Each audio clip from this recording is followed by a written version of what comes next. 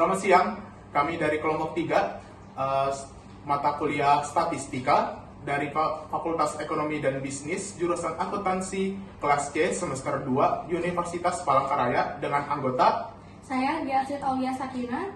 Saya Muhammad Hafiz Putra Said. Saya Subandrias Nur Aziz. Saya Naila Zahra.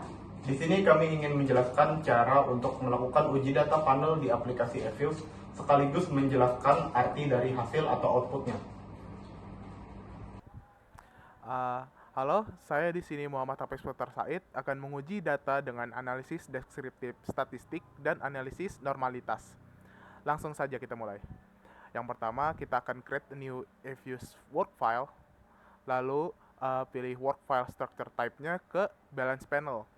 Lalu start date-nya masukkan yang sesuai dengan yang ada di dalam data, yaitu dari 2018 sampai 2022.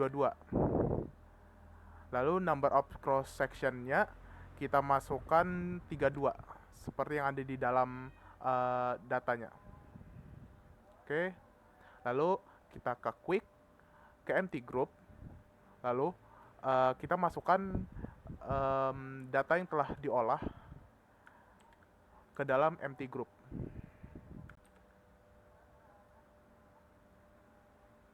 Kita ubah Y X1 X2 X3 X3.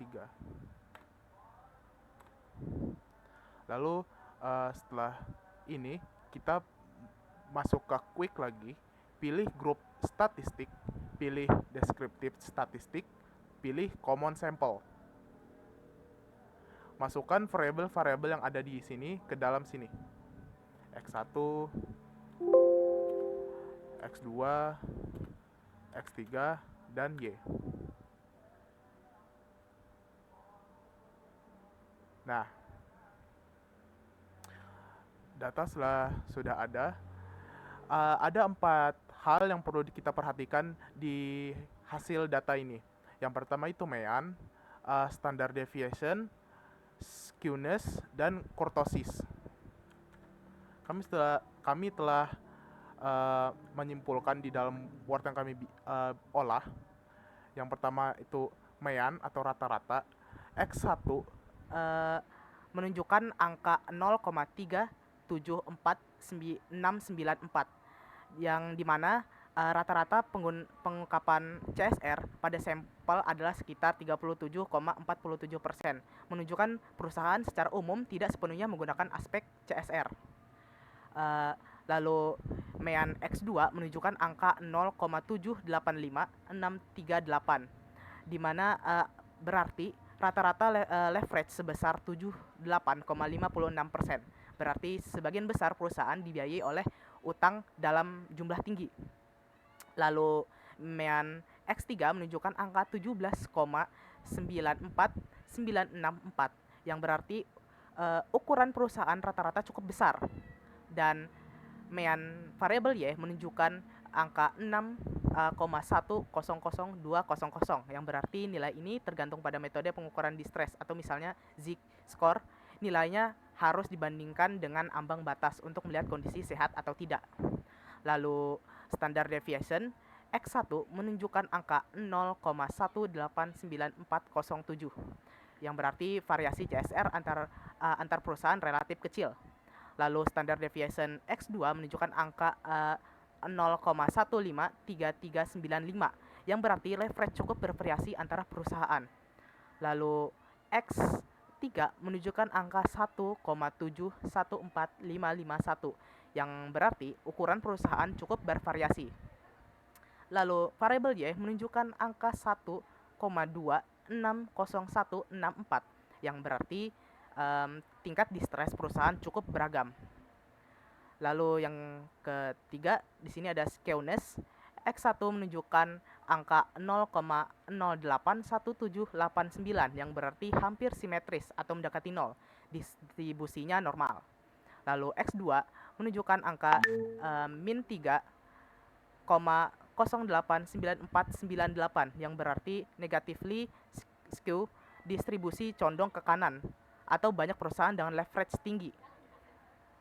Lalu X3 menunjukkan angka 0,1878852 yang berarti hampir simetris atau mendekati distribusi normal. Lalu ada variabel Y yang menunjukkan angka 1,564340 yang berarti positively skew, condong ke kiri atau banyak perusahaan dengan distress rendah. Dan yang terakhir ada kurtosis di mana X1-nya menunjukkan angka 2,230638 yang berarti kurang dari 3 atau plekurtik, lebih datar dari normal. Data lebih tersebar. Lalu ada X2 yang menunjukkan angka 13,23727 yang berarti lebih dari 3 atau leptokurtik atau puncak tinggi dan lonjakan ekstrim. Banyak outliner. Lalu ada X3 kurtosis yang menunjukkan angka 2,169125 yang berarti adalah plekurtik atau distribusi data tidak terlalu ekstrim. Dan yang terakhir ada variabel Y dari kurtosis yang menunjukkan angka 9,352010 yang berarti leptokurtik menunjukkan adanya nilai ekstrim dalam distress. Dan selanjutnya kita akan melakukan tes normalitas. Nah, cara melakukan tes normalitas adalah dengan blok semua variabel, lalu klik kanan, pilih open, pilih open as equation. Nah, setelah itu masukkan rumus sebagai berikut.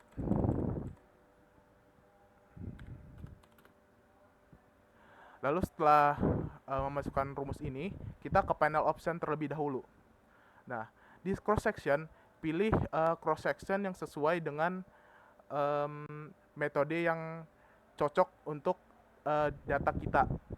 Kebetulan data yang ada sekarang yang kami gunakan itu lebih cocok menggunakan metode FEM. Jadi kami akan menggunakan fix. Lalu tekan OK. Setelah data ini muncul, klik view, lalu pilih residual diagnostic, pilih histogram normality test. Nah,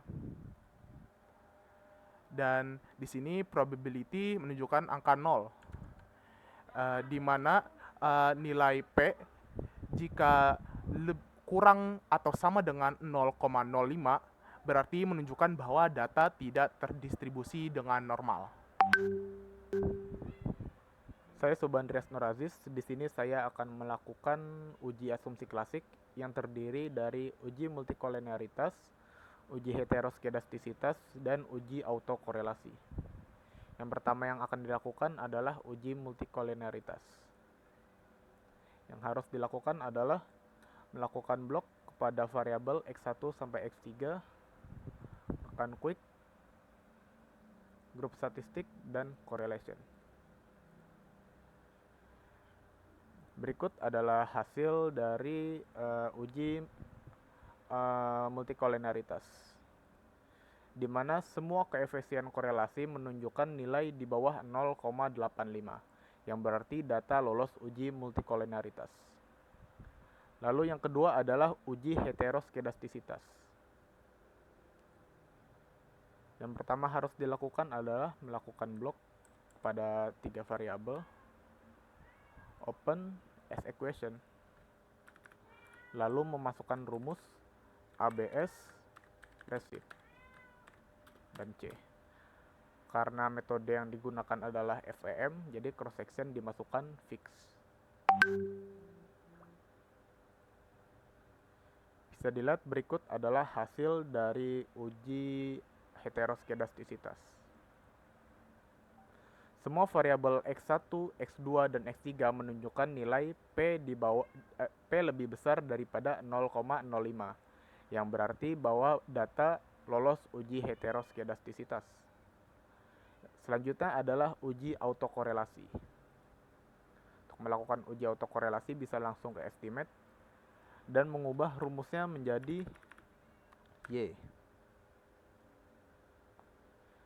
Poin yang perlu diperhatikan di sini adalah Durbin-Watson stat atau nilai DW, di mana nilai DW menunjukkan lebih kecil daripada 2 dan lebih besar daripada negatif 2, yang berarti data lolos uji autokorelasi.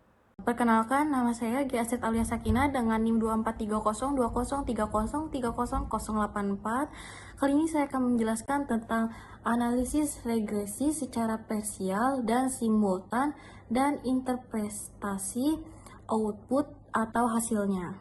Pilih, kita buka open, setelah itu ini, setelah itu Y, kita pindahkan Y dan C-nya ke depan, satu panel diubah menjadi ini. Setelah itu pencet OK dan jadilah hasilnya.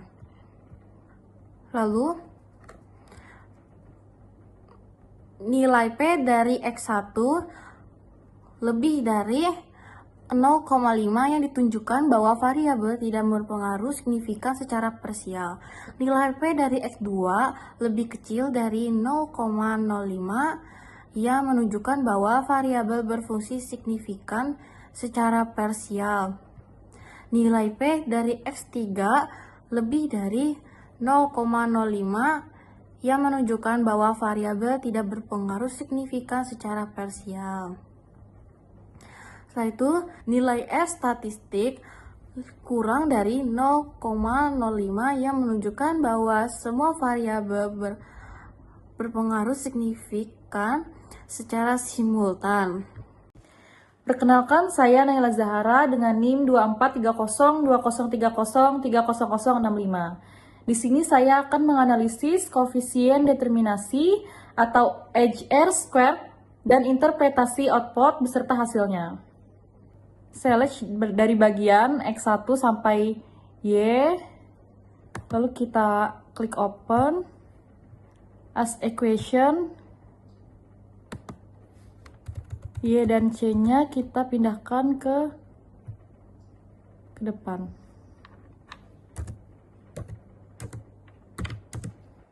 Lalu panel option, fix, lalu klik OK. Keluarlah hasilnya. Lalu kita pindah ke Word. Nah, untuk bagian uji koefisien determinasi, nilai adjust R² menunjukkan 0,86, 89, 12 yang berarti variabel X1, X2, dan X3 kasar berpengaruh sebesar 86% terhadap variabel Y. Sekian dari kami kelompok 3. Mohon maaf jika ada kesalahan atau kekurangan, karena kami di sini masih belajar juga. Sekian, terima kasih.